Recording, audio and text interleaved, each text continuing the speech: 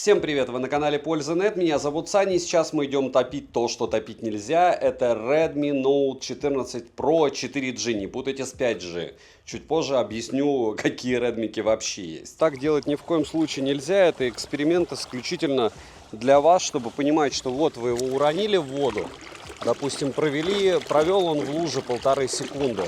Потом вы его и вынули из воды, он еще живой. То есть так делать нельзя. IP64 не подразумевает утопление. Да, у меня Redmi не тонули ни разу. Да, вроде бы там китайские версии я также топил, с ними все было хорошо. Но так делать ни в коем случае нельзя. Скорее всего, он выживет. Не буду перечислять там всякие ZTE, Vivo и Samsung, которые у меня тонули. Но Redmi еще не тонули. С другой стороны, это точно не говорит о том, что его нужно бежать и покупать. Сейчас смотрите, расскажу все подробно. Еще раз всем привет, напоминаю, что меня зовут Саня, и сейчас у меня в руках 5 смартфонов от Redmi новеньких и один Poco X7. X7 Pro у меня, разумеется, есть, но для чего здесь Redmi? Это Redmi Note 14 Pro 4G. Здесь у меня еще Redmi Note 14 4G, Redmi Note 14 Pro 5G, Redmi Note 14 Pro Plus 5G. И смысл вообще всей этой компании от Redmi в том, чтобы кручу-верчу, обмануть хочу, заманить вас, и вы бы приобрели одно из этих устройств, разумеется. Ни одно из них я не считаю конкурентоспособным на данный момент из-за ценников. Вот это конкретно сейчас, вчера или сегодня было на распродаже за 20-ник. Я уверен, что он будет стоить дешевле. В чем его особенности? За сколько его стоит рассматривать? Какие у него плюсы, минусы? И что кроется за этой довольно приличной оболочкой? Мини-джек, помимо мини-джека, инфракрасный порт, разумеется, стерео, разумеется, вот такой вот экран с закруглением, почти 9 часов в PC-марке. Помимо этого, у него новый процессор, новый старый Helio G, 100 и 200 мегапиксельная камера. Наверное, из хорошего можно рассказать только это. Ну еще 120 Гц экрана, и правда он нормальной яркостью. Сканер отпечатков пальцев работал у меня всегда волшебно. Тот же самый разблокировка по лицу. И вроде бы здесь все нормально. Если бы не очень много всяких «но». Смотрим.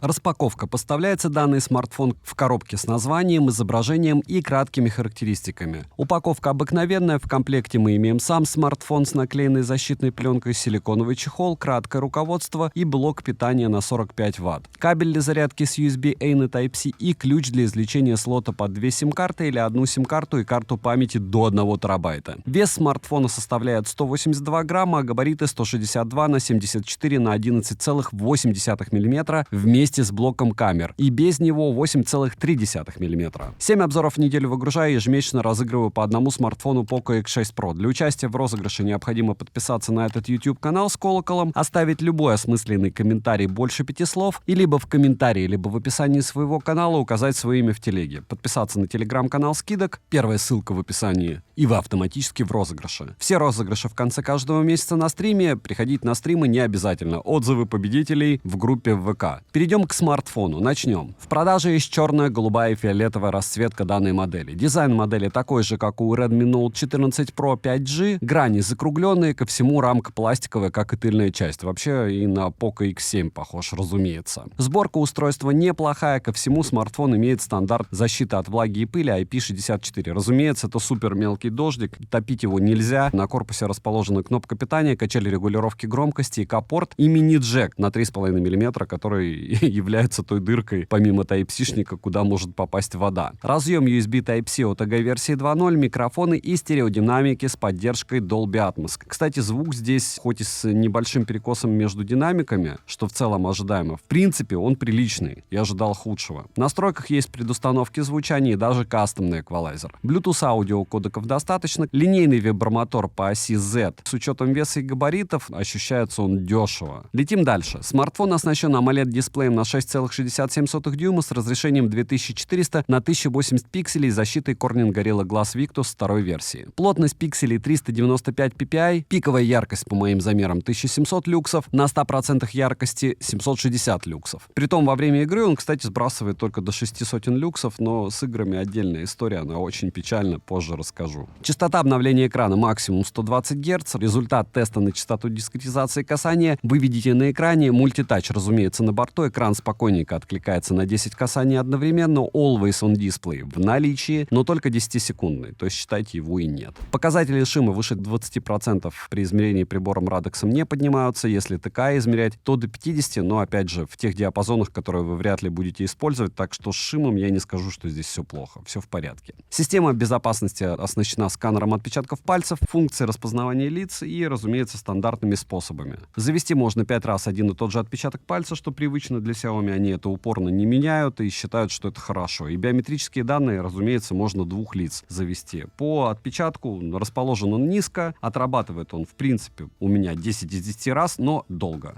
Процессор здесь MediaTek Helio G100 Ultra, который фактически 99-й, с техпроцессом 6 нанометров и 8 ядрами, максимальная частота у него 2,2 ГГц. Графический процессор Mali G57MC2, оперативная память LPDDR4X на 8 или 12 ГБ, внутренняя память UFS 2.2 на 256 или 512 ГБ. Это, кстати, не супер печально. Интерфейс HyperOS на базе Android 14 версии, то есть у нас скоро 16 выйдет, а они еще на 14. По связи имеется поддержка Wi-Fi 5 серии, Bluetooth версии 5.3. Датчик приближения здесь виртуальный, работает отвратно, за что огромный минус. NFC-модуль в наличии, можно устанавливать MirPay для бесконтактной оплаты. GPS данной модели однодиапазонный, и GPS-тест показывает у меня точность до 2 метров, хотя он довольно быстрый. Емкость аккумулятора 5500 мАч. В PC-марке устройство выдало скромные 8 часов 56 минут. Хотелось бы больше, но что есть, то есть. Опять же, снова при максимальной яркости, максимальной герцовке. Work Performance 10621 балл. По зарядке от родного адаптера питания за 40 минут он заряжается на 62%, и для того, чтобы зарядить его полностью, нужен 1 час 20 минут. Беспроводной зарядки и беспроводной реверсивной, разумеется, здесь нет. За 1 час просмотра видео на YouTube по Wi-Fi на максимальной яркости уходит 3%. За час в играх в среднем уходит 14-15% в PUBG обычном. Но про тестирование сегодня я его или завтра погоняю на канале Польза стрима. Чтобы вы понимали, он даже 39 FPS не может держать в обычном PUBG. Это абсолютно не игровое устройство. Ладно, 600 люксов он показывает, ладно, он у меня не перегревался и тач не отваливался именно в обычном PUBG. Но вы понимаете, что с ним будет в других играх? Ничего хорошего. Это просто не даже близко игровой смартфон.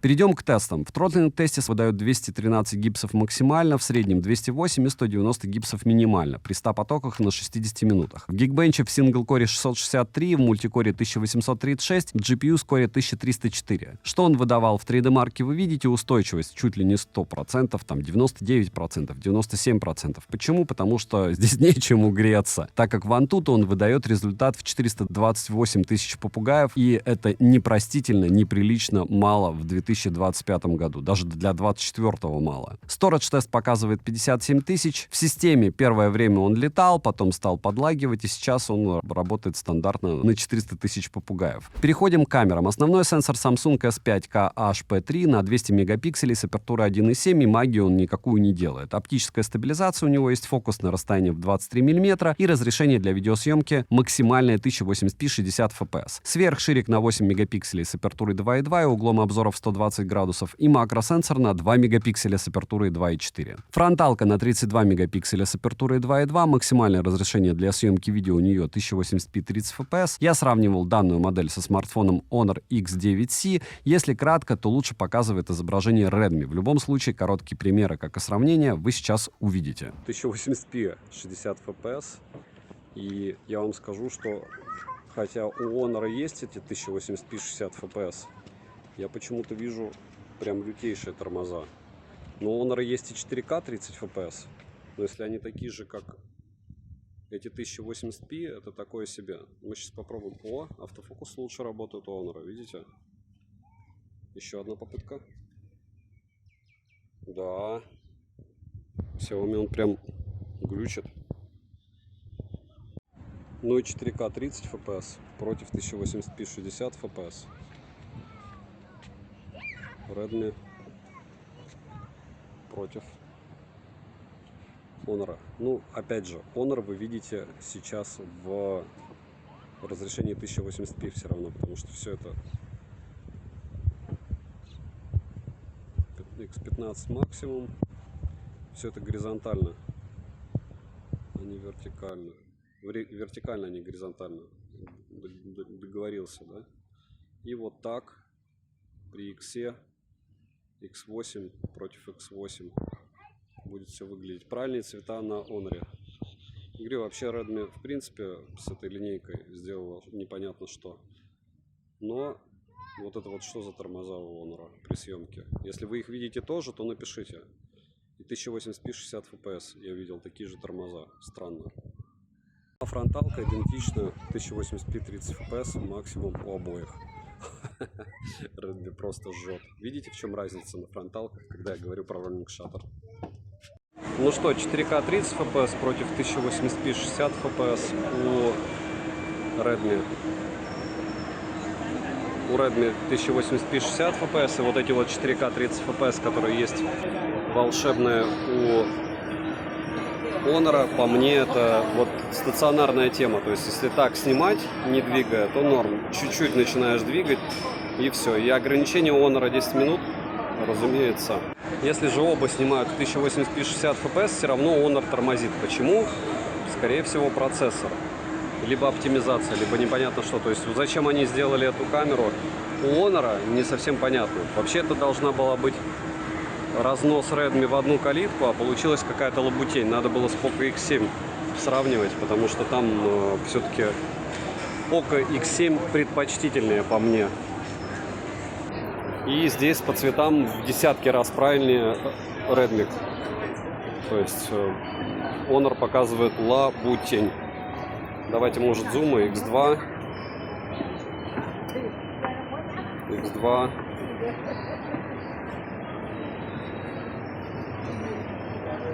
Но если не двигать, то картинка круче Honor. Наверное.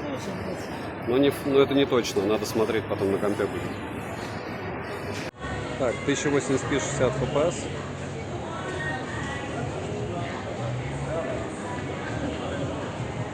И вот так вы сможете снимать при искусственном освещении.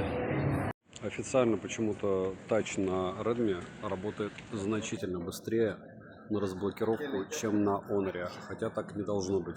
Фронталка 1080p 30 fps. Как говорится, оценим, у кого больше Rolling Shutter. Ну тут вообще какая-то дичь. У Redmi, кстати, просто дичь. Я раз 500 это скажу за ролик. Очень люблю. Так, ну все-таки мне не 60. Так, ну что, пока реклама, я могу хоть что-то успеть поснять. Это 4К 30 fps против 1080p 60 fps. И вот так вы примерно сможете снимать. Ну что, очередной раз 4К 30 fps против 1080p 60 fps двух рук. И насколько эффектно и эффективно все это дело снимает, вы сейчас видите. Я бы мог сказать, что все очень даже неплохо. Смотрите, там, кстати, даже деньги оставляют. Первый раз вижу, чтобы запихивали деньги туда. И вот так примерно вы сможете снимать на эти два смартфона. Опять же, штатную релокацию. Что-то как-то у меня Redmi трясется. Сейчас попытаюсь одинаково держать. Вот если рядом держать и не идти, будет примерно так. Если пройтись чуть-чуть, то будет примерно вот так. Любимая локация. И все. Так, ну и фронталка 1080p 30 fps. И вот так сможете себя примерно подснимать. То ли у меня нос грязный, то ли это освещение такое. Нет, по сути нос грязный. Вот так. Ну что, как вы думаете, почему я не отстал от этих великих и ужасных камерафонов, которые камерафонами не являются? Для того, чтобы вы могли посмотреть у флагманов. Вот я также снимаю, после обзора одним кадром иду по той же дорожке в надежде, что хейтеры обрадуются, и я поломаю себе здесь ноги и не буду долго выпускать контент. И снимаю для вас на одни и те же девайсы. Вот насколько хорошо, эффектно, эффективно решать вам. Но вы заодно можете сравнить, там, не знаю, как S25 Ultra или Honor Magic GT7 Pro. В близких к этому условиях отрабатывал. Смех, конечно, это ультраширик. Это на 2 смартфона ультраширик. Вот так мы плавненько ведем. Не особо плавненько, ладно. Так, сейчас попробуем плавненько. Вот у меня ощущение, что Honor, ой, не Honor, Honor тормозит больше. Есть такое у вас? Я почему-то не могу даже это Honor называть, потому что обычно у Honor я покупаю только флагманы, а вот это вот дело, которое а-ля 20 с копейками, оно у меня не ассоциируется вообще с Honor. Что с ним такое? Ну и 2 фронталки, 1080p 30 fps. Как красочно красит Honor, я вам скажу. Вот если бы у меня рубашка реально стала такого цвета, я бы был очень рад. Ей бы не был год. Вот. Но, к сожалению, Honor решил... Это не просто... Это просто поменять цвет. Это называется просто поменять цвет. Honor просто меняет цвет всего, и вы ходите, знаете, как фильтр-мультик. Ты такой, ей, фильтр-лунтик, фильтр-мультик. Кому-то, ну, понятно, наверное, это нравится, но это так далеко от реальности, прям так жесть как далеко. Ладно, хватит мучить его. Ну вот так вы сможете снимать, если без сравнений, на этот смарт.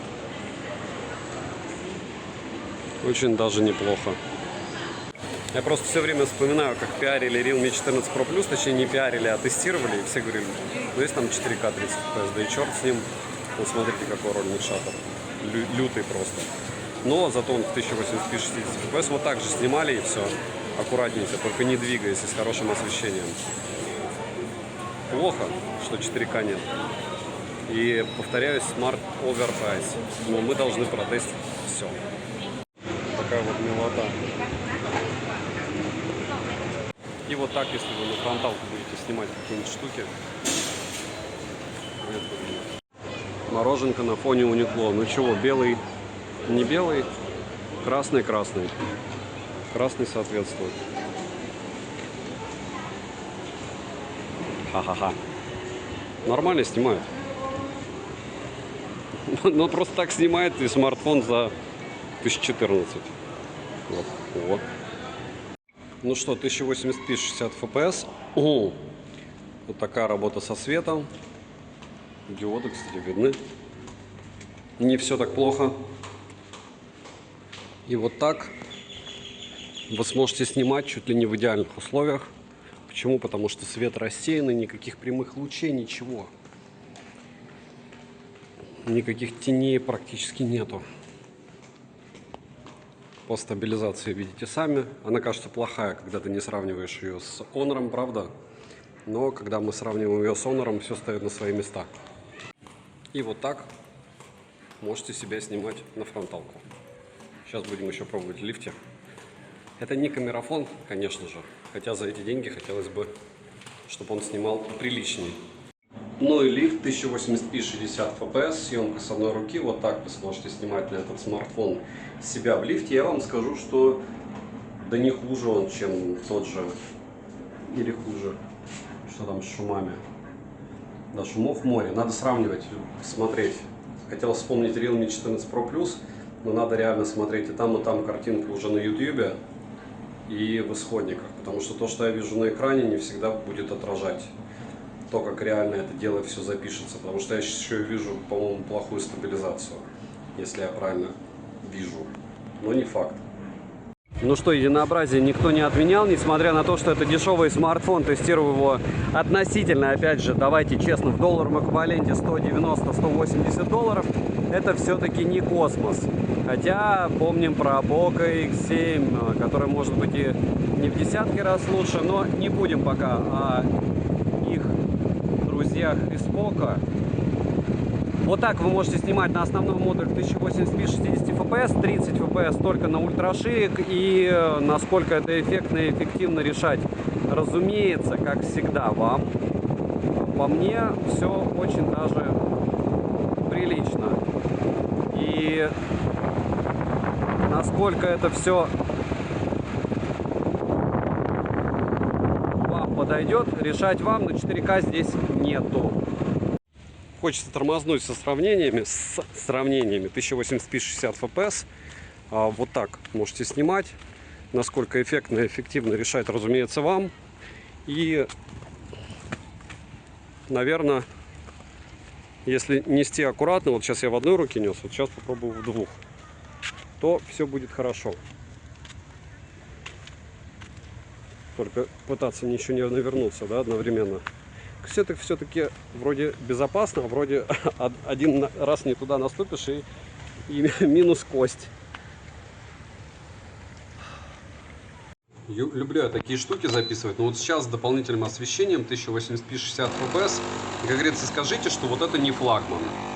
До такой степени все близко уже снимает, если смотреть не на телевизоре, если правильное освещение. Это как раз о том, что главное постановочное фото и видео. Вот сейчас вы наблюдаете постановочное видео. Это еще учитывая, что я одной рукой держу, а может быть вот сейчас двумя держу и вроде классно, и можно сказать, что как флагман снимает. А все почему? Потому что я свет поставил. Исходники, разумеется, скачать в моей личной телеге. Вот такие вот сравнения фотографий, допустим, в ТЦ. У нас 14 Pro очень даже неплохо отработал. И Honor. Сказать, что здесь ушатан был 14 Pro, я не могу, потому что в целом фотографии в каких-то моментах очень близки, в каких-то моментах даже выигрывает у нас Redmi, но в основном, конечно, Honor. Видите, даже надписи позади диодные, везде четче на Honor. Но если в целом смотреть на фотографию, то ощущение, что контраст чуть-чуть Redmi выкрутил, и поэтому более выигрышно фотография выглядит. Здесь немного больше натуральности, но и не сказал бы, что Honor прям волшебно справился. Если говорить о ночных фотографиях, здесь все сразу становится понятно. Основной модуль на Honor на 24 мм эквивалент и основной модуль на 23 мм эквивалент у 14 Pro. Вот так, да, примерно он и будет снимать ночью. Я про 14 Pro. Не забывайте, что это все-таки, ну, реально это бюджетный смартфон, как бы они его не позиционировали. Я про Redmi. Ну, в принципе, как и Honor, но Honor менее, наверное, бюджетный, хотя стоит, получается, так же. Для меня он стоил так же. Здесь по цветам, ну, цвет лица ни один, ни второй смартфон правильно не передали. По поводу того, какой цвет у рубашки, наверное, паритет, ближе, наверное, Honor чуть-чуть. Если брать обработку, Honor здесь по деталям по фронталке выигрывает, по мне, на полголовы как минимум выше Honor.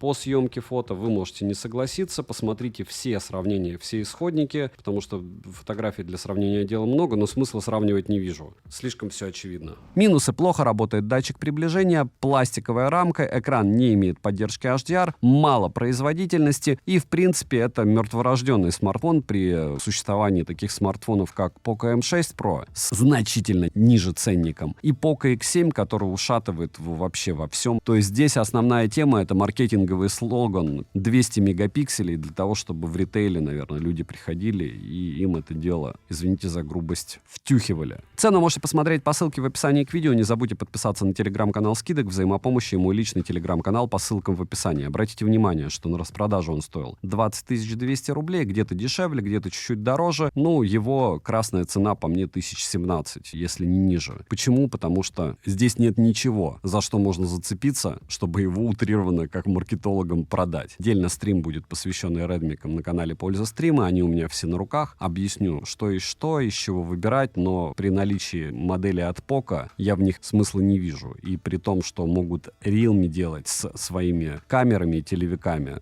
в те же деньги. То же самое. На что надеется Redmi, это угасающая линейка, мягко скажем. Резюмировать я бы хотел довольно просто. Почему у меня в начале ролика в кармане вот Poco X7 был? Потому что он ушатывает практически все из этой линейки. Если брать в линейке, допустим, даже топовый Redmi Note 14 Pro Plus, какая у него суперсила, кроме цены? Никакой. В отличие от китайской версии, китайские я версии тоже все покупал, обозревал, у него нет телевика. Ты куда ни прыгай, куда ни ползай, Pro 14 Pro 4G, который в Азии вообще не продается, чтобы вы понимали, я очумел его искать, чтобы его купить за любые деньги, потому что ее, в принципе, в половине стран Азии не существует. Ни в Гонконге, ни в Бангкоке, нигде их нет. Знаете почему? Потому что на Helio G100 даже с учетом маркетинга в 200 мегапикселей мало кто что приобретет. Я не скажу, что смартфон сам по себе плохой. То есть я понимаю, на кого он рассчитан. Он рассчитан на бабушек, дедушек и людей, которые придут в ритейл и им скажут: вот смотри, он красивый, он быстро работает,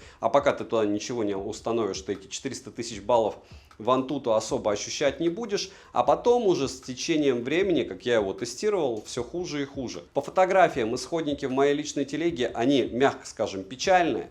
По видео вы увидели сравнение я делал с Honor, не потому что я его пиарю, он тоже оверпрайс, я его купил за 21 тысячу, но снова Redmi сделали так, что они проигрывают и Realme в своей топовой 14 Pro Plus линейки, и каким-то там Honor даже. В целом линейка, если они не сделают ценник минус 25%, на данный момент по мне провальная. Если говорить про видео и фотосъемку, здесь нет ничего. Можно говорить, что лучше, наверное, брать Poco M6 Pro, но он старенький, нужно подождать Poco M7 Pro. Я так понимаю, что Xiaomi решила Redmi похоронить. У Redmi хорошие наушники, у Redmi приличные часики, дешевые, очень крутые. Но смартфоны в этот раз, кроме, кстати, Redmi Note 14, потому что за 12 тысяч, что его продавали, ну давайте честно скажем, это нормально. Смарт новый, какой-то там дизайн, еще что-то. Будет у меня стрим, посвященный всем этим смартфонам, если вам интересно. Я специально их коллекционировал, покупал для того, чтобы единовременно потом вам рассказать на стриме, в чем их отличие. Это дело я погоняю еще на стриме сегодня или завтра, я пока не решил. Девайсу от меня за 1015-16 да. За другие деньги, разумеется, нет. Я не понимаю, вообще не понял этого устройства. 1080p 60 fps максимум на основной модуль, 200 мегапикселей, которые ты не видишь даже при хорошем освещении. Процессор, который ничего не вытягивает. Зарядка, которая супер долгая. Защита от влаги, которой топовой нет. В сухом остатке ты остаешься просто у красивой вот такой вот оболочки. Если вам близок мой подход, напишите в комментах. Если я чего-то не понял, также напишите. Вдруг вы купили одно из этих устройств и напишите, что Саня, ты просто не понимаешь, что вот здесь датчик приближения глючный, в отличие от Poco X7. Здесь есть и eSIM, здесь есть и eSIM отсутствует. Он и должен быть дороже, потому что Redmi это премиальный бренд какого-то лешего стал после Poco. Извините за мой французский, огромное еще раз спасибо за просмотр. Следующий обзор будет на Honor X9C. Он будет уже, надеюсь, интереснее для вас и для меня, потому что в те деньги, в которые я его купил, в которые, я думаю, он будет торговаться, можно даже на него и посмотреть. На это пока смотреть нужно только с улыбкой. Девайсу однозначно да, за 15. Добра и удачи вам, дорогие друзья.